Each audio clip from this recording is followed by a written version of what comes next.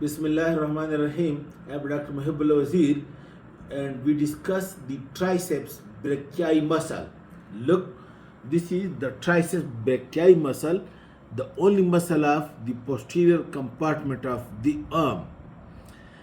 And the counterpart on the anterior compartment is the biceps brachialis and coracobrachialis, while this big muscle on the posterior compartment, as its name indicates, it has three heads.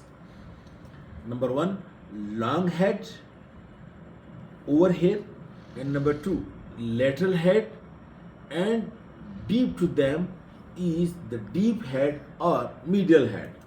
And now look, the long head of the triceps, look, this is the lateral border of the scapula. It originates from the infragranite tubercle of the lateral border of the scapula and descend downward, first lying medial and then posterior to the humerus, and passing between the teres major anteriorly and teres minor posteriorly. Note this part. Look, this is the infragranite tubercle of the scapula. The triceps originate from over here, and then it first lies medial to the humerus and then becomes posterior to the humerus. Okay? Alright. Then over here on the posterior surface, you see this is the radial groove in which lies, look, in this radial groove lies the radial nerve and the profunda brachii artery. From the posterior surface of the humerus above the radial groove, originate the lateral head of the triceps muscle, while from the posterior surface of the humerus below the radial groove originates the medial or the deep head of the triceps. And the radial nerve and profunda brachii artery, it lies between the origin of these two heads, lateral head and the medial head. And you can see it over here. Look, this is the long head, and then this you can see, look, this is the lateral head, and the two heads unite with one another, descend downward and make the superficial lamina.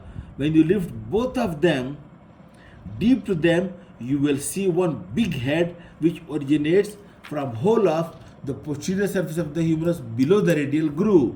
This is called as medial head, but better it should be called as deep head because it lies deep to the other two, and that make the deep lamina of the triceps, and combinedly then these form one tendon, the superficial lamina made by this long head and lateral head, and the deep lamina being formed by the deep or the medial head, and it make one tendon, and this tendon is being attached over here to the upper surface of the olecranon process of the ulna at its posterior point.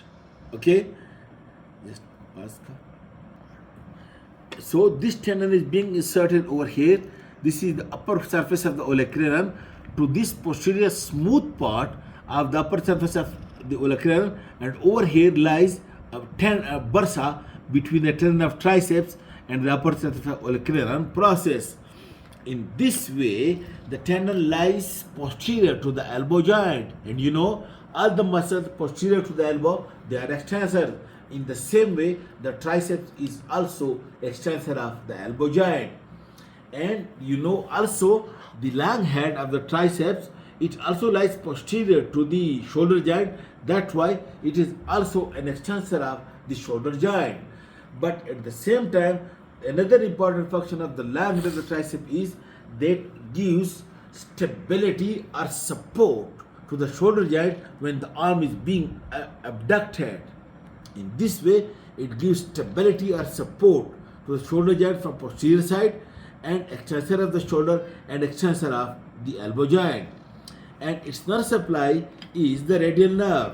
Look, all the posterior muscles are being supplied by the radial nerve.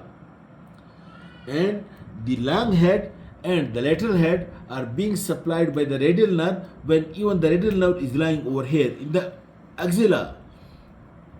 Then when the radial nerve lies over here in this radial groove, it again gives branches to the lateral head and again to the medial head, and this also supplies the inconeus muscle.